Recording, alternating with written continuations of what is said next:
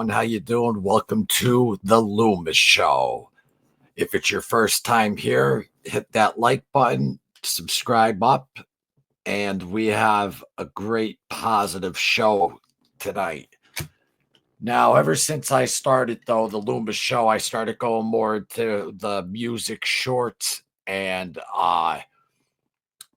talking about positivity, mental health stuff, but just like in The Godfather with the true crime genre, once you think you're out, they pull you back in. Plus, where I'm from and projects that I'm working on and stuff like that, true crime will always be something that it'll pretty much be the dominant force on this channel. But before though we get into everything, hit that like, hit that subscribe.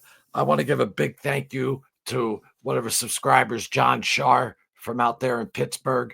Send me Steel City Mafia, Blood Betrayal, and Pittsburgh's Last Don. Thank you so much, my friend, for the book. I appreciate it. Thank you so much. Adding this one to the collection, my friend. And John Shar, thank you again, my friend. So tonight, this is a very, very, almost a full circle, I want to say, for this show episode. I don't know if many of you remembered. Now, back in 2014, when I had my drug addiction problem and alcohol problem, there was the Loomis Show, where it all started from stupid beefs, like with people on Facebook. And I made a video saying, hey, instead of fighting on Facebook, this is back in 2013, let's box in the yard. We don't need a ring. Go to Van Scoy. We don't, you want a ring? Go to Van Scoy, which is a diamond jeweler up the road from my house. So it was a video called I'm Back. And I did a few episodes and I'd fall off the wagon and fall off the wagon and fall off the wagon. And during COVID is when I just completely fell off and it got ugly. It got ugly with fentanyl. I had 3 surgeries in 5 days. They saved my leg. Thank God. Not proud of it, but I want everyone out there to know, if you have a loved one out there who's on fentanyl or on any of these type of drugs or anything like that, they are not the person at the moment who you're a shell of yourself. And the reason why I'm bringing this up as well, full circle, is because tonight's show is about John Alite. And so when I started the Loomis Show and came back, I came back and went to the Johnny Depp trial. A friend of mine had me go out there, and I was doing that. I got up to like 1,000 subscribers doing my thing with that. But I was always watching mafia content, and I would be like, on some shows, I'd be like, that's not right. That's wrong, or this or that. And I was only able to leave a comment because I didn't have the confidence to come in front of the camera. So eventually, when I did have the confidence to come in front of the camera, the actual first thing that I did was, well, after the Johnny Depp, it was called Mafia Talk, and then it got changed to Mafia Truth. And the first thing I did was called, though, the Alite Files, with a lot of people saying, oh, he makes up stories, this or that. And we proved that all to be BS, that he absolutely does not. And he did live a life of crime. And I have footage of him walking in the Ravenite, footage of him next to Gotti Jr., all of that. I think that was just an ego thing. I don't even really want to talk about that on this episode. I liked what John Jr. said about John, because he lost an RIP to Chelsea Alite. She was 30 years old and took a pill that was laced with fentanyl. And John, I don't know if you're ever going to see this, though, but basically he was like a brother to me. Dave Flannery, 2004, heroin. Maddie Flanders, like my father says, who's 75 years old, and I'm 44, going on 44. I've been double the amount of wakes and funerals he has. It's just a terrible, terrible, terrible that's going on. And what you do uh, quietly too, and showing up to to bring awareness to it is fantastic. So this all started though with me trying to figure out if this guy was for real. And I'm saying this guy now because I'm going back in time. But if John was, because a lot of people are like, oh, he's BS, he's this or that. But paperwork though doesn't, paperwork doesn't lie. And once you talk to the government and stuff, you got to prove that stuff. So, but besides all that BS, I don't care what anyone, from me personally, thinks of this man or what they done, whatever. He showed anyone out there, anyone out there, that you could change your life. Now, losing a child, I don't have any children, but Mrs. Flannery, who was like my second mother, who lost three of her children, uh, I seen the devastation that it does. And the fact though that John was still out there, you know, fighting in honor, of Chelsea and doing everything that he was doing. And I must have been doing stuff that I didn't even know about too. And then I find out the guy becomes a freaking councilman for Englishtown, New Jersey. 62 years old, 14 years in prison, resident out there with 5 children. Just like that blew my mind when I saw that. And the whole, you have the beefs and all that stuff that go on with and that's why like I always say I'm not even like in the days to call it mob tube or whatever. I don't when I first started, yeah, I was a loudmouth punk and this and that. And I could still be a loudmouth and I'll speak my mind, don't get me wrong. But if you can't respect though what this man has done, what he's been through, if you look at the thumbnail, and I told a good friend of mine this, I look at it like that green right there is hell. The middle where he's caught and getting ready to, when they caught him out in Brazil, there's his purgatory. And then there he is now in his heaven on the right, with his hand up on the Bible, being sworn in. There's a lot of people out there that do stuff for money, and I get it. They just try to make money on YouTube and they try to do this and that. But I seen so much footage though of him with like random people just like walking like up to what's your name, John Ali, like just from different news source stations. And I'm here to bring awareness to my daughter Chelsea, all that type of stuff. That hits home though with me big time though with the fentanyl, big time, because I I don't really have any more. All my friends that I grew up with, I mean, they're gone. Like, especially here in this town, East End, where I live in Wilkes-Barre, Pennsylvania, in Scranton, Wilkes-Barre section. It's terrible. And he lost a daughter, and he's out there doing his thing.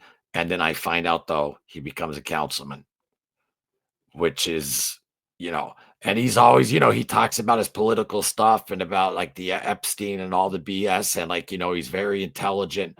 And I love how it's just him now sitting in the chair by himself talking about certain issues.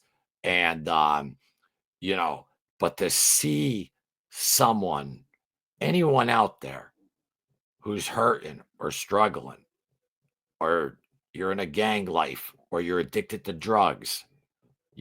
I wasn't a gangster, but I was addicted to drugs and I would go out to Kensington and all that type of stuff. I know that life. I worked in the drug and alcohol field for many years. My man's probably watching Red from Philadelphia.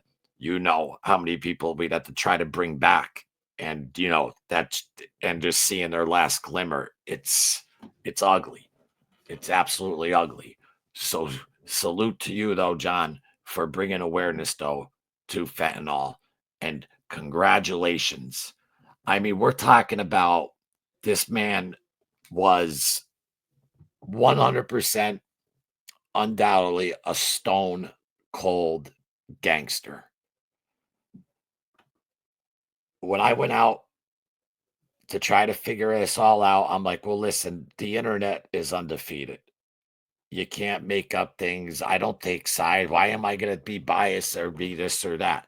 It all started off with that whole, you know, was he with Gotti or was he not though, and this or that. But give me a break. Of course he was, but people like, they fanboy out, I think.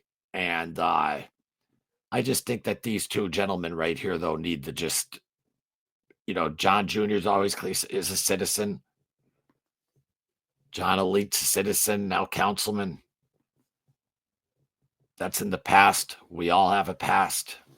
And I'm not trying to bring yous together, but there's more important things going on. Both of yous have children, 5 children. I know John has, and I know John Jr. has children as well. So that's in the past. Your purgatory was in the middle of that thumbnail, John. And then on the right here, right there. And I'm going to tell you one thing. He said eventually he'd like to pursue for Congress and stuff like that. But he doesn't have respect because you know what? They're going to bring up his criminal background. To me, that's a joke. Politicians, I think, work uh, are more ruthless than the mafia at times. But that's the game. They'll use that against him. But who better? Who better? I use the analogy of when I worked in drug and alcohol rehab centers. Don't get me wrong. I had some good counselors who never used before, but the ones that did, I related to more and it helped more. Everything though that he's been through, and like he's a motivational speaker and he goes out and he talks to kids and he like legitimately though does it. Like he's not, he's out there doing it, been doing it for years now. And you know, I relate it though to that because the experience that he has and street smarts is, and he's an intelligent man. I mean, some of these politicians, they don't know it, anything on the street, and but you're looking out for your constituents that are on the street, obviously this or that. He could make a better congressman than all the ones that are there. But of course, though, they'll use the past though against them. But I think though that America's changing in a way, and I think it's changing and giving second chances. I'm not gonna lie to you, I was shocked when I saw that. And the first show that I was doing was called the Alite Files, and to find out that this is 3 years ago. And when I first got sober, I'm 3.5 years sober now. So, right, your first year when you're sober, you're just wild. And I was wild, calling out everyone and like, come on, come and meet me, Danny, blah, blah, blah, this is not, you look back and what could you do? Whatever. It is what it is. But after, in time with age and sobriety, you just naturally start learning lessons in life. And I always was one of those guys too, how I don't sit behind a keyboard and call people. I don't even use the word like Frankie, my buddy said. I'll say turncoat or whatever. I don't because I wasn't a gangster. It's easy for people to watch Goodfellas and yell that stuff. But it's funny though when I walk around though with real ones though, but the people who say that though online, they bow down to them and kiss their ass on the street. So the whole YouTube thing's a gimmick. But to see his rise and to be doing what he is doing right now, I commend that 100%. And I wanted to make this episode and congratulations to you, John, because it really gives me hope. I'm sure it gives a bunch of, I can't even imagine how many people hope who live the life. This guy, see, I don't want to say anything real bad because now he's councilman, but I'm sure they know whatever the paperwork's out there. It's already out there. I mean, he was ruthless. They called him the sheriff out there, and he was like when he was coming, you know, there was trouble. Some people just, I guess, I started this channel because people were questioning it because I guess they pick sides, they fanboy out. I don't understand that. Truth is the truth.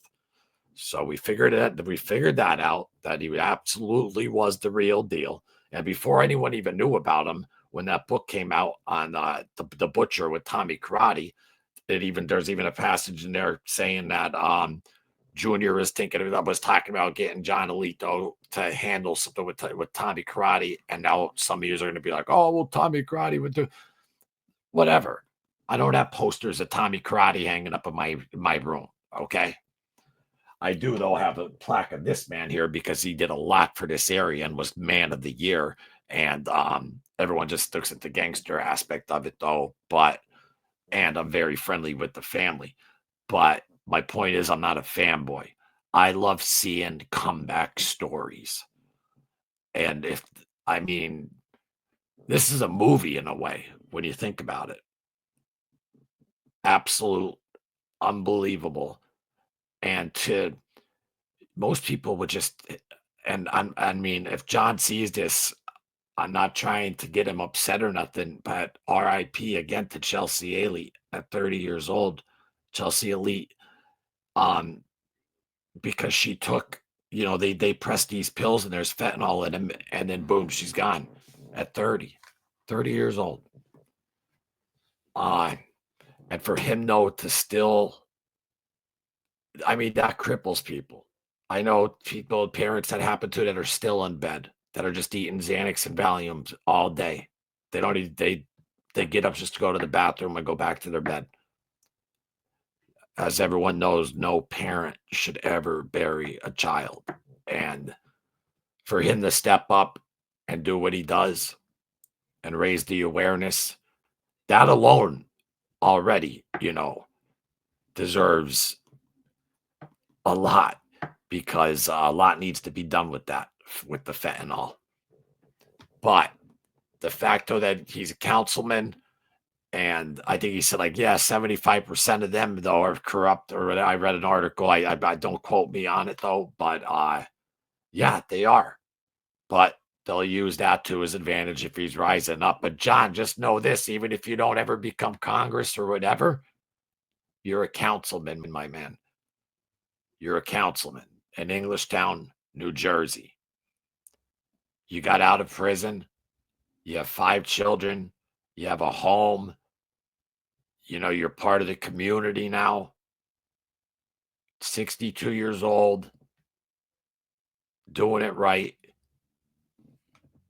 Anyone could change. Anyone.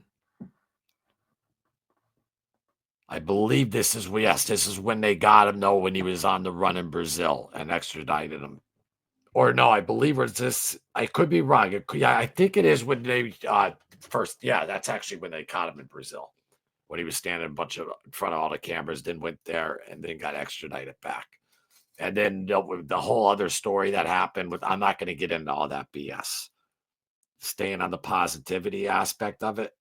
And the bottom line is that, you know, some people say when they're done with that life, or I could say, like, when I'm done doing drugs and doing shady stuff and like that, I'm never going to like do it again or blah, blah, blah. Well, words don't mean nothing. Actions mean everything. And when I seen this action right here, it blew me away. It really, really blew me away. I mean, gonna be honest with you, John, I never thought I was gonna see that. I mean, I always saw you talking though. I know you like Trump. I know you like his policies. I know you always speak your mind. I just, not that I thought that, you don't deserve or whatever. I think it's a beautiful thing to see. And I think people need to drop their egos and realize and put away meaning in this genre or whatever you want to call it. I don't even look at it like that. I look at it as a man who had to do 14 years in prison, found out some stuff, did what he did, got out, could have easily went, but all he knew was crime. See, someone once told me this, another gangster told me this. I said, "Is it hard for you to commit crimes?" They said, "Is it hard for you to not have a drink? Is it hard for you not to get a pill or this or that?" I go, I mean, it gets easier at time, but I go, yeah, that's how it is on them. Not to mention the PTSD, and that's one thing though that I liked about though John. He's not one of these guys that out there like, oh, I did this to this guy and this to that guy. He admitted, oh, I gotta go, I have to go to therapy. That shit screwed his head up, so you can just tell when certain people are genuine and when others aren't. And I'm happy for the gentleman. I'm happy. I've been watching John since back when he was on Vlad, when Gene came on. Gene was on the show twice this past month. And I believe Gene's the one that sent me though the message on Instagram. And I was like, is this for real? A New York Post. And sure enough, it was. But congratulations though to John and Lee. Unbelievable. What a turnaround. I mean, to go from this. Well, this was after, obviously. I should have hit the other thing though, but you know, from this to this. Well, this is a better pick. That'll give you a better idea right there. It has it all in one from the New York Post. Congratulations, John Alite. Keep doing what you're doing. Keep pushing. And I agree with you on the 70% or 75% you said, though, that's in Congress. Yeah, they'll use that, though, against you. But you know what? People are starting to get fed up with BS and they want real. And they don't want so just stay real and you're just going to keep rising. But what an accomplishment. I personally wanted to do this episode to congratulate you.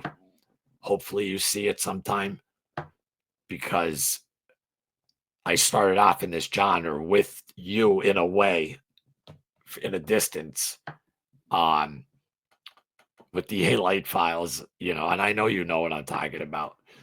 And I don't know if you remember though, but when I had a problem though with drugs and alcohol, you were going to the hospital for heart surgery, and you actually had a gown on, and you still reached out. I was going to rehab, and you reach and you reach out, you had a gown on, and you're like, hey, stay strong, man. I'm like, the guy's going in for heart surgery. So I judge every man by my encounter with them, not by what they did or what I heard on the news or whatever. I don't put anyone on a pedestal. I judge it by how I've been treated by them. And from that moment, I was like, wow, man, this guy seems pretty fucking cool. If he's going in to get heart surgery and he's saying stay strong. Well, he was already like, it might have even been post-op, which is even worse.